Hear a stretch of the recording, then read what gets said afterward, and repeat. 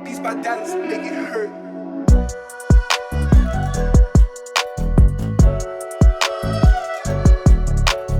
Welcome everyone to the Prospect Watch show. I'm your host, Chris. A lot of you know me from my Twitter handle, Chris Just Joking, or from the Deep Cover podcast, who I host with my brothers Michael Crawford and Kerry Stevenson. This is a little strange for me because this is my first one going solo, and I've gotten some inspiration from Mike and Kerry, who encouraged me over the years to, really put my draft work out there. So this is my first attempt, and seeing Mike do his in the lab project where he does his solo thing, and Kerry doing his weekly DFS lineups. Those guys inspired me from afar just by watching them work and the work that they put in. They really inspired me to do my own thing. So here's my first attempt. Hopefully you guys like it. Hopefully you guys don't hate it and tell me I'm stupid and I'm dumb and I'm wrong. I don't think that'll happen because we got a good little community within this little group that we have. So hopefully you guys like it. And the whole point of this show is to break down the Ravens roster and try to find which positions of needs there are for the Ravens going into the 2022 draft. Some of those are pretty obvious to most fans. We know the offensive line is a big position in need. Cornerback is going to be a big position in need. Defensive line is going to be a big position in need, and safety as well. I would say those are probably the four everybody can agree on. Now, what I want to do is just take each episode to go in depth into what is on the roster, what will be on the roster next year, guys who are performing, guys who are coming back from injury, which will be a common theme as we all know. So the first group I want to hit on today is one that I think it's a very talented group as far as the prospects are concerned, but it's also a group that has a lot of question marks going into the 2022 season. We know Ronnie Stanley. He had to get yet another surgery on his ankle. Dr. James Andrews says that he should make a full recovery. My fingers are crossed. I hope we can get that all-pro Ronnie Stanley back. Then we have Alejandro Villanueva, who's going to probably could be a camp casualty because he's going to be making, I think, $9.25 million. And if he's cut, I think the Ravens will save about $6 million in cap. I'm no Brian McFarland, so all things numbers go to Mr. Brian McFarland because he's the guy to go with that. But I think if I'm correct, I think they can save $6 million by cutting Alejandro Villanueva. Then we got Patrick Mccary, who came out like gangbusters and who's one of the best right tackles in the league. But unfortunately for him, he suffered 2 injuries so far this season that have kind of had him missing a few weeks here and there. And he'll be a restricted free agent, which if you look at the history of the NFL, teams that have restricted free agents, more times than not, they're usually able to keep those guys. So he's a guy that'll most definitely be back. And then you have Juwan James, who's a guy who's played, I believe, 3 games in the last 3 seasons. He's someone that he's been practicing with the team. I don't think he's done a full practice yet. I think he's just been working on the side. But the fact that they have him in the building and they're able to see him every day and see the kind of work he's able to put in, I think it gives them a leg up as far as knowing what they have on the roster. If he's able to play some games this season, that'll be even better because it'll give them an idea of which Juwan James they'll be getting. Are they going to be getting the Juwan James that earned that huge contract for the Broncos, or are they going to get a Juwan James who's about 60% of what he used to be? That's the big mystery right now. So you have 2 question marks with Ronnie Stanley and Juwan James, purely from an injury standpoint. It's pure injury to where those guys are a question mark. Then you have Alejandro Villanueva, who could end up getting cut just to save some money on the books because you have Lamar Jackson, who's going to be a free agent. Well, not this year, but next year. But he's going to get paid soon. And then you have Bradley Bozeman, who's currently a free agent. Well, who will be a free agent, at the end of this season.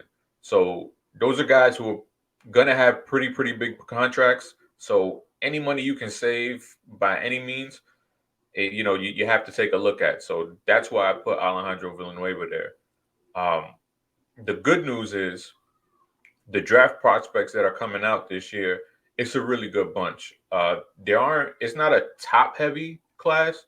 And when I mean top heavy, I mean like, the draft from a couple of years ago where you had Tristan Wirfs coming out and you had Jedrick Wills. Those two guys have been fantastic in the league so far. I don't think it'll be like that, but I do believe that the mid first round and late first round guys are very, very talented. One of the guys I want to go through right now is the NC State left tackle. His name is Ikem Ekwonu. Icky is his nickname. His first name is Ikem. Ikem is, he's just one of the nastiest guys in this draft. He's someone that I think Ravens fans will really, really love. He comes from an athletic family. His father was a college basketball player. His mother was a track star. His twin brother, he's a linebacker at Notre Dame. And it's so when you see a guy with a track record like that, as far as his lineage is concerned, you already know that natural ability is there as far as being an athlete. And you look at his high school days, he was a wrestler. He ran the anchor on his track team at 285 pounds. He was the anchor for his track team, which is amazing. He had offers from Yale and Harvard. So he's an intelligent guy. And as far as on the field, he is someone who Raven fans will fall in love with because of his play demeanor. When I say play demeanor, just think of Ryan Jensen. Ryan Jensen was that guy that Ravens fans loved. Opposing teams hated him, and they still do over in the NFC. And you see the same thing with Icky here. And I just want to play a few clips. It's not going to be a real deep dive into these guys. This is just a preliminary watch, just to get some folks out there familiar with these guys who, maybe you haven't been able to really watch any of these players yet. So what I wanted to do was just put a couple clips together just to show you guys some of the positives and maybe a couple of negatives that these guys have on their tape. And we'll definitely get into the deep dives later on as the draft season goes further along. But this is just to put some names out there, put some film out there, and give you guys an idea of what they can do. If you want to have a discussion, please let me know. Let me know what you think of these guys. That's what this whole thing is for. It's for discussion. It's not, I saw this, so this is, what it is. No, it's if you see something different, let me know. Open my eyes to it, because this is the whole point of the draft season is to learn and collect information and to see things from somebody else's point of view. Whether you guys end up agreeing or not, that's not really the point. The point is just the exchange of information and being able to look at things from someone else's perspective. So these clips right here, these are my perspective. These are some of the things that I highlighted with Ikem Ekwonu's game. So let me just pull this up right now so you guys can see what I'm talking about with my boy Icky here.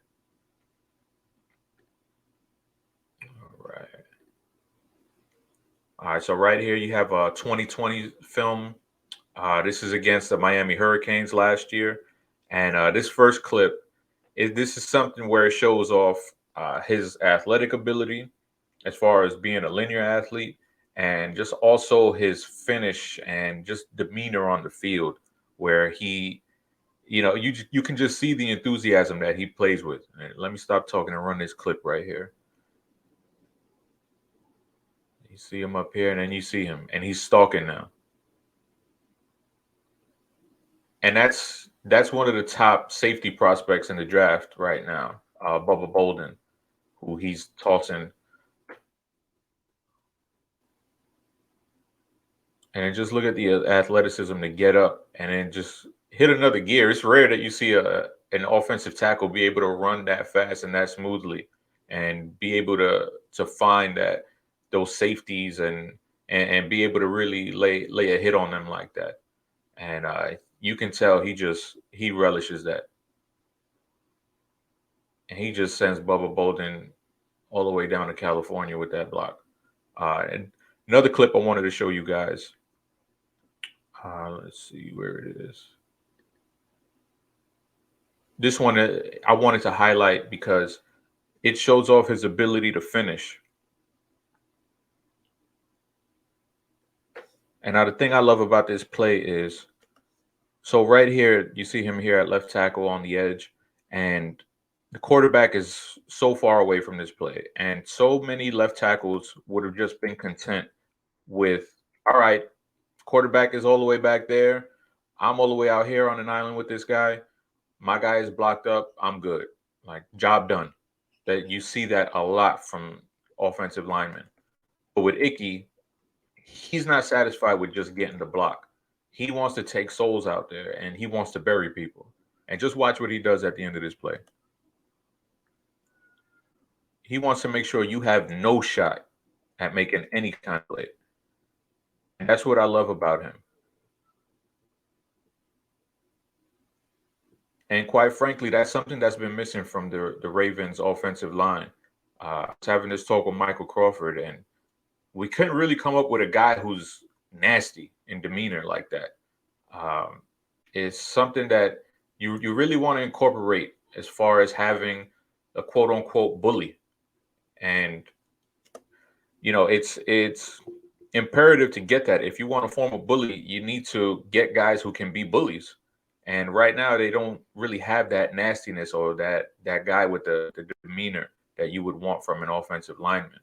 And someone like Ikem Ekwonu, he brings all of that and then some. Over here, on the flip side, you see him at left tackle, and you can see his overzealousness and his want to get his hands on somebody really work against him here. And it's something that showed up on his film a little bit. And I do believe it's something that he's cleaned up quite a bit in 2021, but it'll flash sometimes. And you'll see him here where he'll get overzealous and duck his head, not look at what he's trying to block up, and see him get unbalanced here. And like I said, that'll pop up every now and then on his film, and I think the more he matures and progresses, he'll be able to clean that up and just learn how to play a little bit more patient. That's something that I feel like he's at his best when he's patient. Once he plays his patient game, he's a very difficult tackle to beat. Over here, we have him using his power right here to just send his guy. Show that again. So he's right here at left tackle, and he just clears his dude right out the way. And like I said, he's not satisfied with just clearing the way. He's running downfield, and he's happy as hell. He's pumped up. There he goes right here. And he's also probably the best run blocking tackle in this class. And there you go. You just see him happy and pumped up. That's what I like to see. I like to see these guys proud of the work that they did and put in. This is an emotional game. I want to see these guys happy. I want to see these guys celebrating and pumped up like that.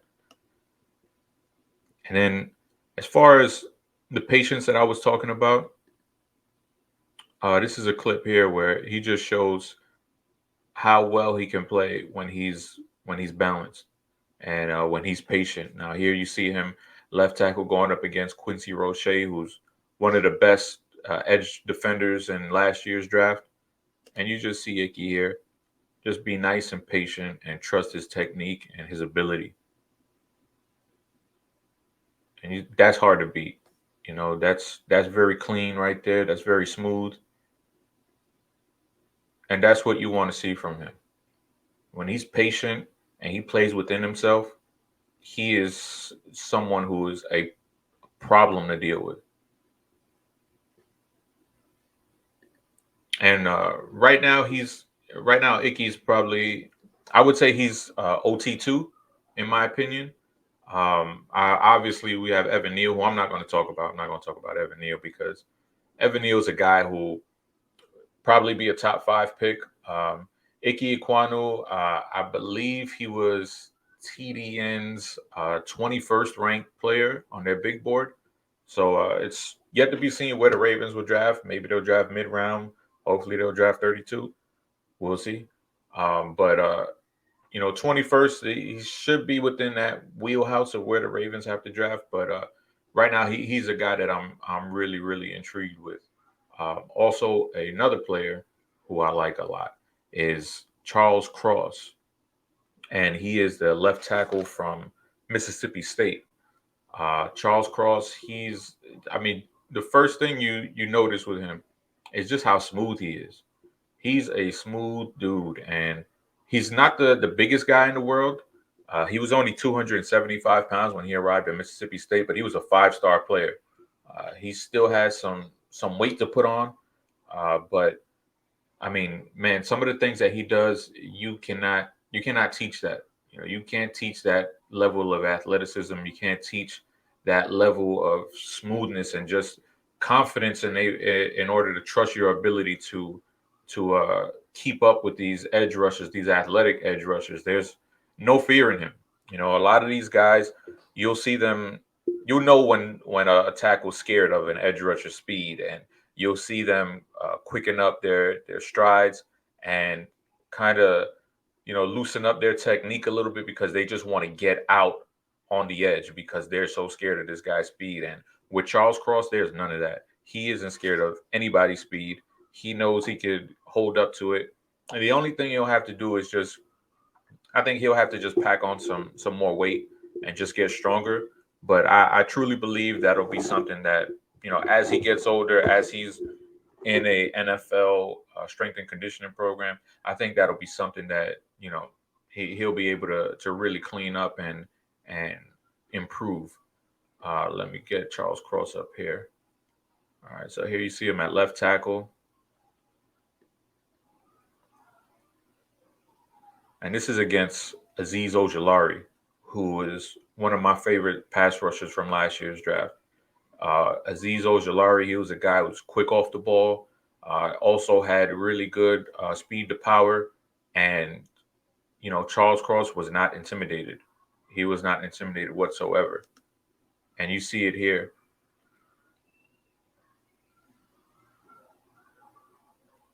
And one thing I love about him is he's always going for their arms. He's always going for the defender's arms. And he reaches right here. And you see he gets a nice hold right there under the defender's arm. And it's just, the patience to be able to do that and to be able to find that where a lot of guys would just be flailing. He's just really patient and smooth with his sets. And then just the way he operates. But then on the flip side, you'll see it here, where the lightness in his pants, so to speak, will be put on display. You kind of see him get bulled a little bit there.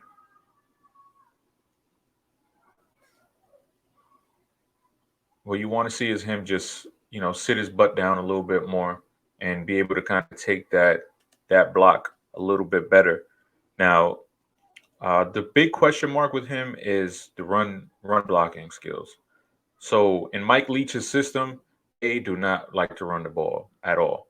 But with that, you have to watch the rare opportunities that he does get, and you kind of have to just watch those over and over and over again. And what you want to see is the want to run block. What you want to see is body positioning. You want to see tenacity in it. So when they're few and far between, you really have to put those under a magnifying glass. And there's one right here is one of my favorites where you see him over here, number 67. And what you see him do is you see him eat ground really, really quickly on this D end right here.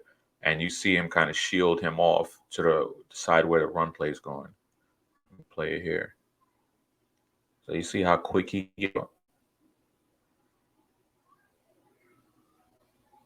he's able to get out and just clear that area for his running back. And that's what you want to see from him. You want to see the 1-2, you want to see the ability to drive, you want to see the ability to get out in front of the defenders and make those kind of plays. And another one here that's another favorite of mine from him is this play where you see him right here, and you see him really drive his legs here, and you just see him finish. That's exactly what you want to see. And look at that pad level. He gets right up under this defender, and he stays low, and he just drives, drives, drives. And then the finish at the end. That's beautiful right there. That's exactly what you want to see from a player who has those, questionable tape when it comes to run blocking. Not any fault of his own. It's just the system that he's in. But if he can really develop this part of his game, he can be an elite left tackle, in my opinion. Because pass blocking, like I said, it's just smooth. Everything that you want is there when it comes to this guy. And let's see here. I got another clip. 18. So right here, you see the IQ show off a little bit and the athleticism for him.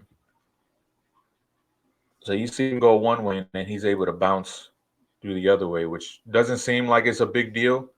But for an offensive tackle, when you set one way and then you have to redirect and shift your weight to the opposite side because you see a blitzer and you're able to do that effortlessly, that's something that speaks volumes to the level of athleticism and the ability to redirect and shift your feet and move your weight. So we see him step inside, then he sees the blitzer coming, and he's able to redirect and get out there and pick up that blitzer. And like I said, it seems so simple, but we see so many offensive linemen struggle to do this. And he's great at it. Everything he does, like I said, smooth. When you think of Charles Cross, you think of smooth. And then here, he's just able to show off a great pass set here.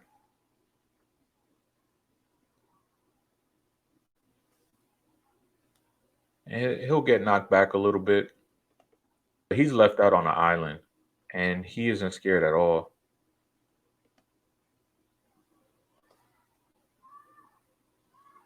And you see him kind of get knocked back, but I truly do believe that he'll be able to gain some sand in his pants, so to speak. And the last play I wanted to show here.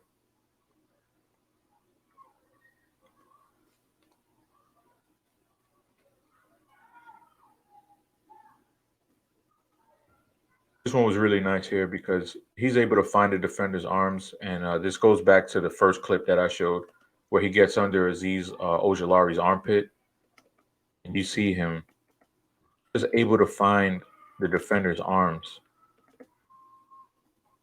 and you see him there. He's damn near, doing the cha-cha with this guy, the way he's holding his hands, and it's like you got a defender's hands. What the hell is a defender going to do, especially if you have the kind of grip strength that Charles Cross has? Look, the defender just has nowhere to go. That's to me, that was beautiful. That was beautiful one. So yeah, that's Charles Cross is my my third left tackle, I would say, in this class. Both he and Ikem Ikem Ekwonu. Those are two guys who, in my opinion, they should be mid rounders with really, really high ceilings. Like I said, I think Charles Cross has the ability to be a top-notch left tackle in this league. I was going to say cornerback. Maybe he could play cornerback too, because you saw how smooth his feet were. The next guy I wanted to go into was Trevor Penning. Trevor Penning's another dude who is just a nasty, nasty guy. Let me refresh this because it is not working, of course.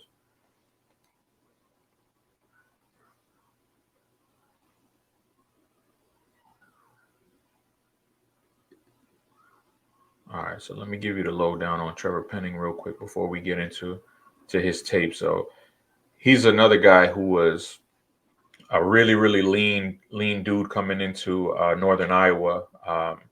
He was 6'7" and only 265 pounds. That's damn near Darko Milicic territory.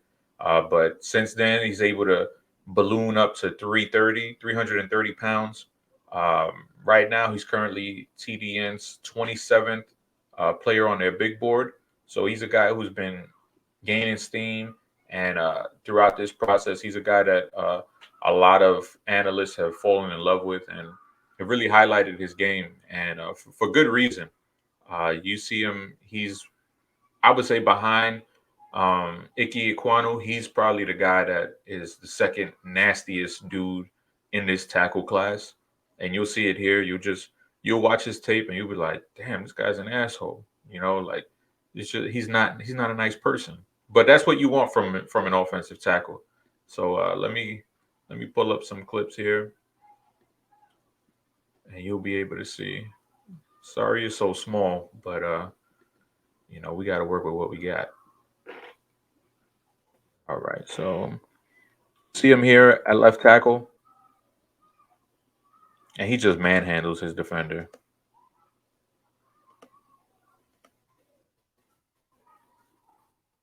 You see that strength, that ability to just hold his man up and just toss him, you know? And it's funny to play his tape right after I played Charles Cross's tape because Trevor Penning he's nowhere near the athlete that Charles Cross is. Not to say that he's a bad athlete. I think he's more of a linear guy as far as athleticism is concerned.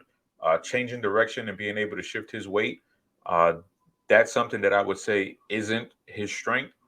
He's a guy that you'll probably want him to be, quick setting against defenders.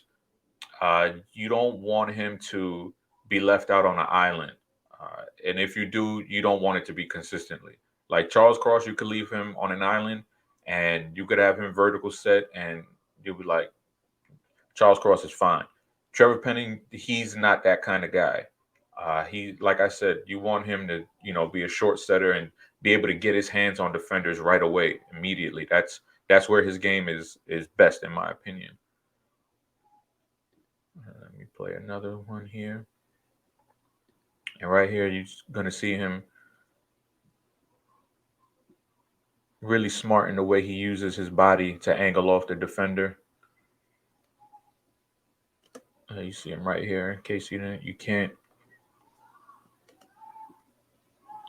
And this is going back to the Ikem Ekwonu tape, where we see an offensive lineman. He'll be satisfied with just blocking his guy up right there, and he might let up, and he might be like, "All right, my job is done." But Trevor Penning, he's not that guy. He's playing to the echo of the whistle. He wants to bury people as well, just the same way Ikem Ekwonu wants to. The Trevor Penning does the same, and if he lets off on this block, this defender makes a play pretty easily. But he stays with this block longer than most players would be able to. And look, running back cuts back, and he's still on his guy. And then he finishes him. He's just nasty. He's a nasty, nasty offensive lineman. And this is a guy who's highly regarded because Spencer Brown, who was a third-round pick of the Buffalo Bills last year, he was the Northern Iowa right tackle last season. And you have a third rounder from Northern Iowa. You would think, oh, why don't they just play him at left tackle? Trevor Penning is the reason why they didn't play Spencer Brown at left tackle.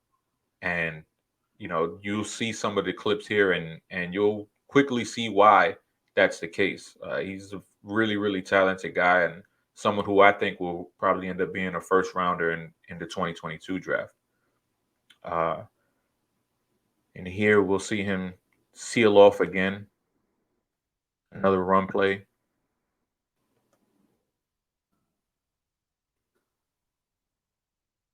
And that's just what he does. He's just gonna get up under your skin. And I love that about him. Just toss that guy along. And when you watch his tape, you really get those Ryan Jensen vibes as far as after the play is concerned, because you'll see the defenders all mad and pissed off, and Trevor Penning's just walking away like nothing ever happened. And it's hilarious to watch. And we'll actually see one of those clips here where the defender has his helmet knocked off and he's complaining, and Trevor Penning just walks off like nothing ever happened. And you see him right here. And like I said, he's to the echo of the whistle all the time,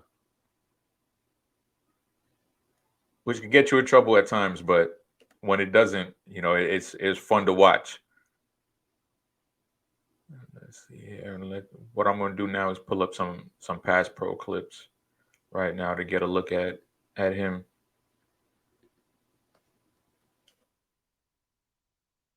So he's right here in pass pro. And you see him there. He kind of gets beat on the outside a bit, but he's able to recover. And we'll get a better angle here.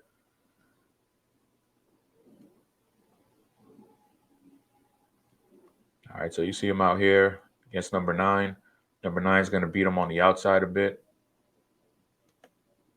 So you see there where I mentioned earlier, he's not the kind of guy that you want to leave him on the island.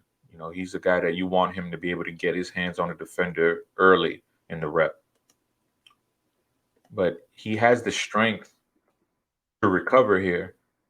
And most likely a hold, but hey, it didn't get called. So props to him for getting away with it. But he's able to just drag that dude down. He's like, hell no, you're not going to beat me and get to my quarterback. And, sometimes that's what you got to do by any means necessary.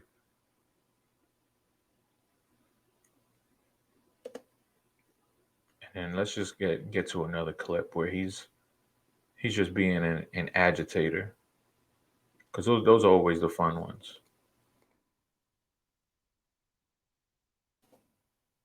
All right, you see him here at left tackle. I think this is the play where he rips off the dude's helmet. He just walks away. Nothing happened. And defender's all pissed off. I love that. I really love that. And probably my biggest concern with him is his ability to shift and redirect his weight. That's something that I talked about with Charles Cross, where he does at such a high level. He's able to redirect and shift. Trevor Penning, he's a guy who struggles with that. You see him here. And you see his feet, they kind of, lumber a little bit. He doesn't have those typewriter feet, and you see him here. He's out here alone on an island. You see he does a good job there. But then once the defender tries the inside move, he's kind of stuck. Now, he stays with his block for a while, so can't really fault him there. But what I'm really looking at is just the way he moves. I'm not really looking at the result of the play. I just want to see his feet and his flexibility here. And you really see some stiffness as far as him bending at the waist, and his feet not really being as smooth as you would like to see when you watch a guy like Charles Cross, for example. Not bad, but when you think of it going up against elite edge defenders, it's a problem that could poke its head in. But yeah, like I'm a fan. I really do love Trevor Penning. I think he's a fantastic player, someone that a team is going to draft, and he's going to be a fan favorite from day one. And I do believe he could have the same trajectory as Spencer Brown, who's on the Buffalo Bills and doing his thing right now. The next guy I want to speak about is a sleeper of mine. He's a guy that isn't really getting talked about a lot. Unfortunately, I don't have any all 22 clips of him. I just have some clips from YouTube. And if you know anything about YouTube, you know that it could be a little bit strange. So I'm just gonna breeze through these because I don't want to get kicked off.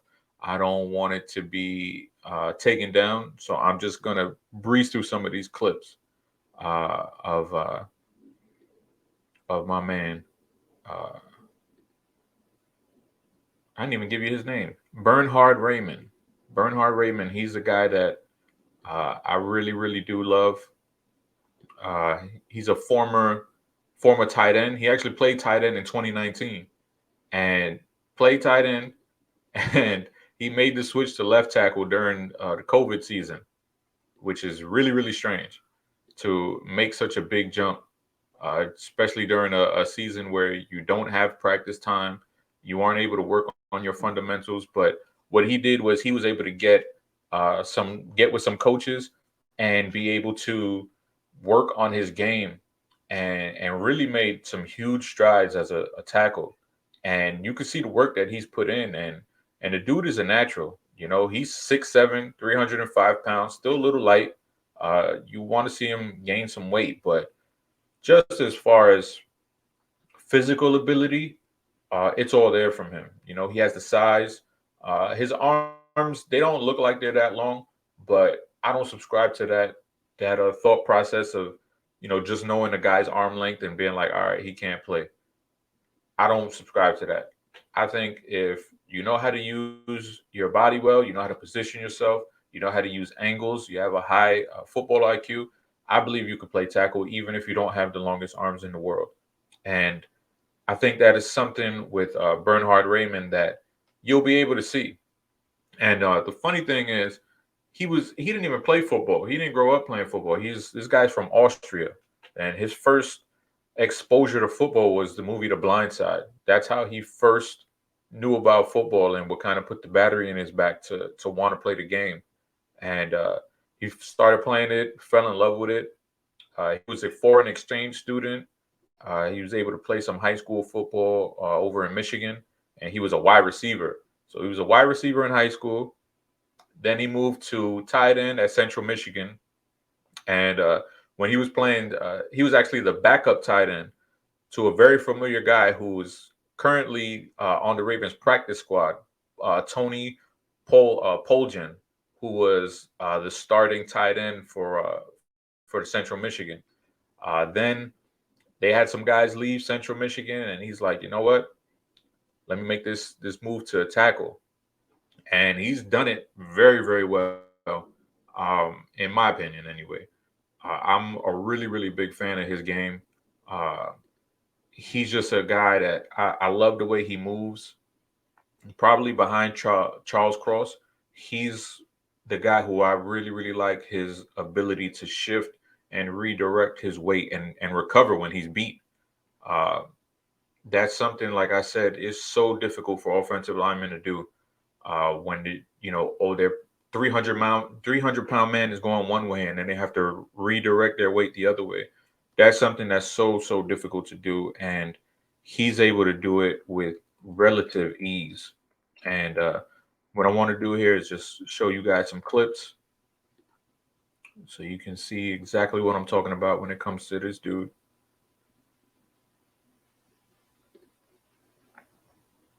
All right, so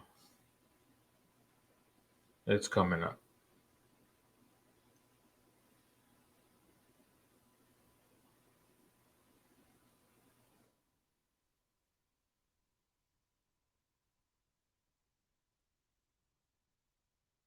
Well, maybe it's not coming up.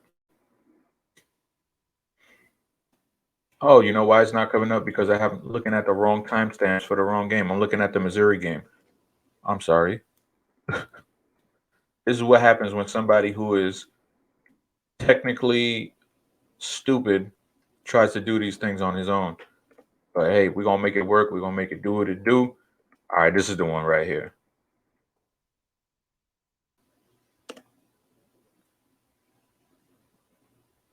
So right here, what I want to highlight is just his strength and his balance. So you see him right here. And again, unfortunately, I do not have the all 22 for Central Michigan. So, beggars can't be choosers. So this is all we have to go by. So we're gonna make it work here. And look, we see him get up out of his stance. He gets his hands on the defender. And the defender tries to rip him, and he's able to stay balanced and stay right in front of his defender. Doesn't look like much, but we see offensive tackles just, get pulled down by those rip moves like that. And facing a SEC defense, that's no easy task for him to do, especially jumper from the Central Michigan. And right here, you see him shoot out of his stance.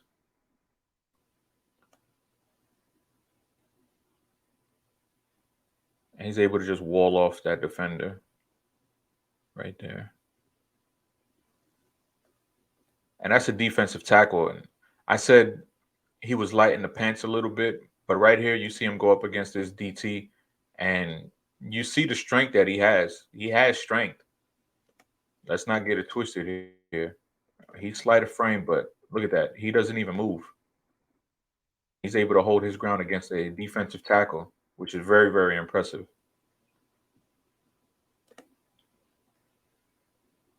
Now let's go to another one. Let's go to a pass pro rep so you guys can see just how smooth he is.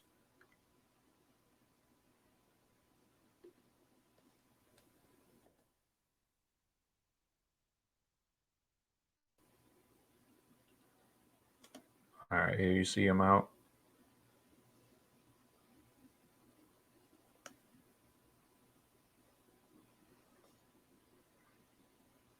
All right, I think it's the next play. Yes, this play right here. And you see him hold up to a bull. And he's just technically sound. Smooth. That's a common theme with a lot of these guys that I'm highlighting. Just smooth. You like his hands.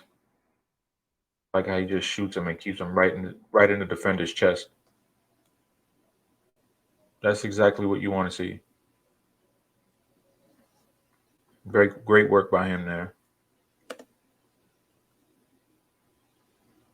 Hopefully, I don't get kicked off of YouTube because of this. And this was probably one of my favorite reps from him. See him right here at left tackle. And this is what I mean by being able to redirect. You see the LSU defender attack his outside shoulder. So he's setting as if that's where the defender's going. He's kind of fooled on this play. And the LSU defender takes a hard step and goes inside and flashes across his chest. And what he's able to do is just stick that right arm out there. And you have to be strong as hell and have tremendous core strength in order to pull this move off right here. He's damn near rock bottoming him almost. And he stops him right in his tracks after he's initially beat. That's impressive stuff. Really, really impressive. Especially when you take into account the jump in competition facing LSU defenders.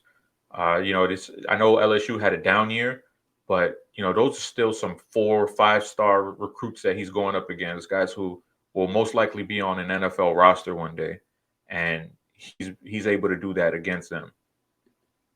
The last game I want to touch on with him is the Missouri game, another SEC opponent for him, and he puts up some really, really nice tape here. We're going to get a look at him. So you see him out here. It's kind of difficult to see. But like I said, don't have the all-22. When I do, it'll be up. And I'll be able to do a full breakdown on him. But for right now, we're going to settle for this. And you see him just able to hold up in pass pro really, really nicely. And just stay square, being balanced. That's what you want to see. You want to see guys who are able to move their feet, stay balanced, have good core strength. And look, that defender was glued to him. Now let's go a little further here along in the game. I want to get off YouTube as soon as I can.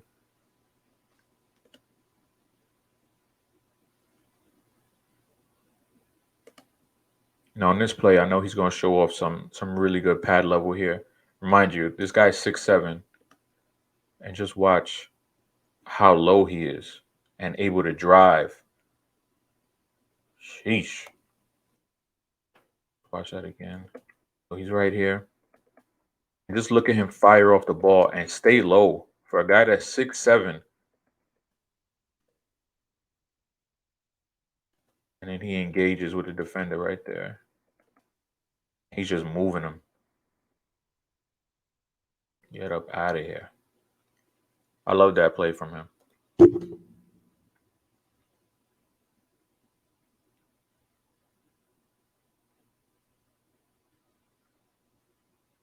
Now, but you don't see that much with him. He's not on Ikem Ekwonu or Trevor Penning's level, but he flashed it a little bit. His ability to be a nasty finisher, he's able to show it off just a bit in this clip. And you see him right here, left tackle. That's where bread and butter. And just watch this finish here.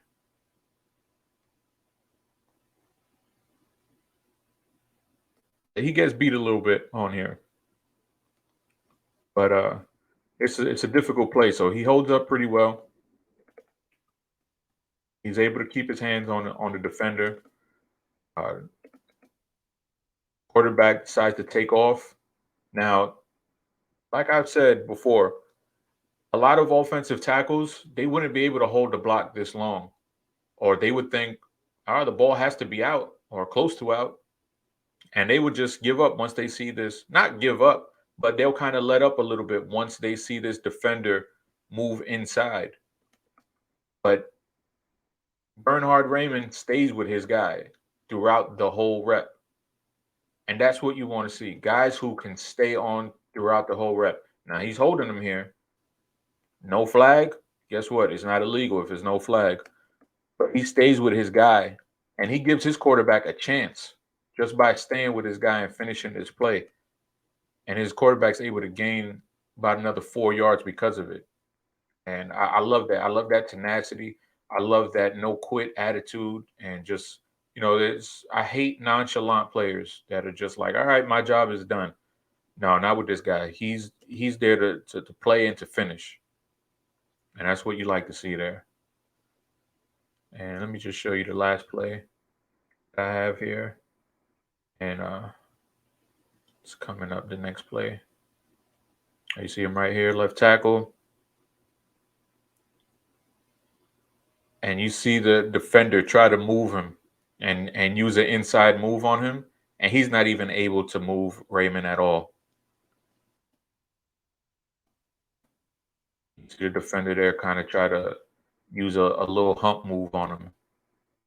And he's not having one bit of it. And like I said, this guy's core strength is just phenomenal.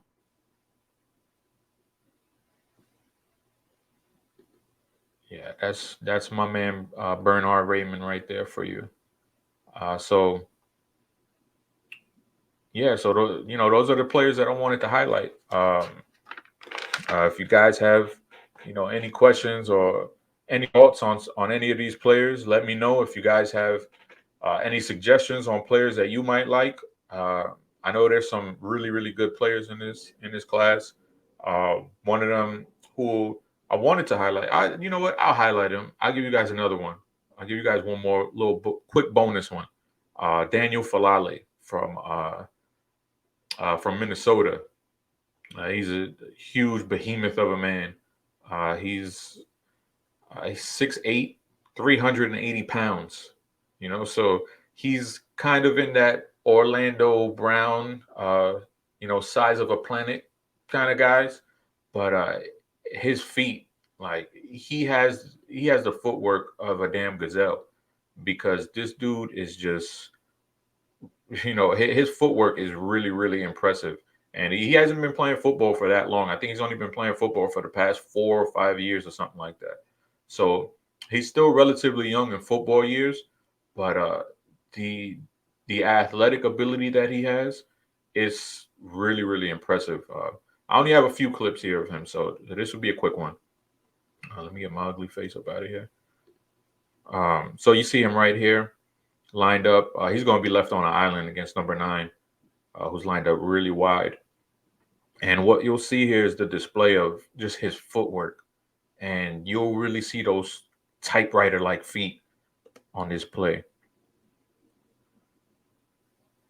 And just watch how patient he is. And he's able to get his hands up on him right away. But the feet, those are the most impressive part. I sound like Al Bundy right now talking about this dude's feet, but they're really really impressive. I'm just gonna have to refresh this all over again. But yeah, he's like when you see a big guy like this, you'll think he'll be lumbering and really really slow to redirect and shift his feet, and that is not the case with Faalele. He is not that guy at all. He's literally a dancing bear. And right here, you see him do a good job, keep his pad level low, get up under the defender. Now he makes number 6 look like a child. This number 6 right here. Number 6 is 6'2" and 310 pounds. And Faalele looks like he's blocking a toddler. And he moves him out that space. And again, the feet, he's able to get up out of his stance really quickly and get to that defender as soon as possible and really clear that space out. Really impressive athleticism from him and pad level. And then his sheer size, and I call him a baby Orlando Brown Jr. because just his sheer size is a problem for defenders. Now you see this poor guy over here, number 11. He thinks like, all right, Faalele's this huge behemoth. I'm gonna be able to use my speed. He has the slick white sleeves on, so he's fast. And Faalele's just too damn big to get around. And you see the defender just like, oh my God. It's like trying to run around a project building. It's not gonna happen. And we've seen this kind of play from Orlando Brown as far as Ravens fans are concerned. We've seen him give guys fits like that where they just can't get around him, they can't get through him. And I see that quite a bit on Faalele's tape. But there are some things that he needs to clean up and kind of get a little bit smarter with. Uh, a lot of the guys that I spoke about today, I spoke about them finishing and just the mindset that they need to have. And Faalele, I'm not saying he's soft because I would never call somebody soft. He just doesn't have that edge as a finisher, the way that we saw with Ikem Ekwonu and we saw with Trevor Penning. He doesn't have that edge to him. He's a guy who will kind of, I don't want to say be lackadaisical because that's not the word I want to use, but he's green. He's green as a football player, and he doesn't have that mean streak in him, which is fine because Ronnie Stanley, he's a guy who's an elite left tackle, and he doesn't have that mean streak, but he's still a top-notch player. And I feel like Faalele falls under that category where he's a good player, but he just doesn't have that mean streak. He's not that kind of player when it comes to having that edge or that nastiness. And you kind of see him sometimes get lost in the sauce a bit. And I just feel like that's just him being young in football years. Like I said, he's been playing the game for about 4 or 5 years. And it's something that you see here where he's just, instead of looking for work, he's kind of looking to see what happens during the play. He'll stand straight up and just look behind him. It's like, why are you looking behind you? Finish the play. There's a linebacker right in front of you, but instead you're pulling up and looking behind you. You don't want to see that. You don't want to see that at all. But yeah, other than that, I really do like him. I don't know where I'll have him come, draft time as far as rankings are concerned. I haven't really ranked any guys yet. If I had to rank some players, I would probably say he would be my 6th one. My sixth offensive tackle. So I would say is Evan Neal, Ike Ekwonu, Trevor Penning. No, I'm sorry. Let me start over. Uh, Evan Neal, Ike Ekwonu, Charles Cross, Trevor Penning, Bernhard Raimann, and Daniel Faalele would probably be my sixth. My seventh offensive tackle right now. That's a good question. A lot of people have Nicholas Petit Free. I think that's how you pronounce it. A lot of people have him. I'm not that sold on him. I have a lot of question marks on him. But a guy that I like quite a bit right now as well, that will probably have that seventh spot, would probably be Jackson Kirkland from Washington. Um, but this class, there's a lot of players in this class that offer some positional flexibility, and will be able to come onto a team, and whether they need to play left tackle, where need to play left guard or right tackle, they're able to fill in that spot because they have seasons at other spots outside of Bernhard Raimann. Uh, Raimann is the only guy. I mean, he played tight end, but as far as the offensive line is concerned, he's only played tackle. Ike Ekwonu, he's earned all ACC honors at both left guard and left tackle. So he's a guy that if you bring him in, he's able to play both spots. Um, Trevor Penning, he has experience playing left tackle. I'm sorry, left tackle and right guard. So he's a guy who, in a pinch, he's able to move inside. Uh, Daniel Falale, he's only played right tackle. Charles Cross, he's played only left tackle as well. Um, so yeah, those are the guys that I wanted to highlight and showcase to you, and kind of put on your radar, let you watch them, let you do your own homework, and see how you feel about them. Um, like I said, man, I hope you guys like this. Um, it was fun to do. It was fun to talk by myself, but also with you guys because you guys are listening. So you know, thank you for watching. Thank you for listening. Um, Hit me up on Twitter if you have any feedback. Uh, like I said, thank you, and I appreciate you guys. Till next time, peace.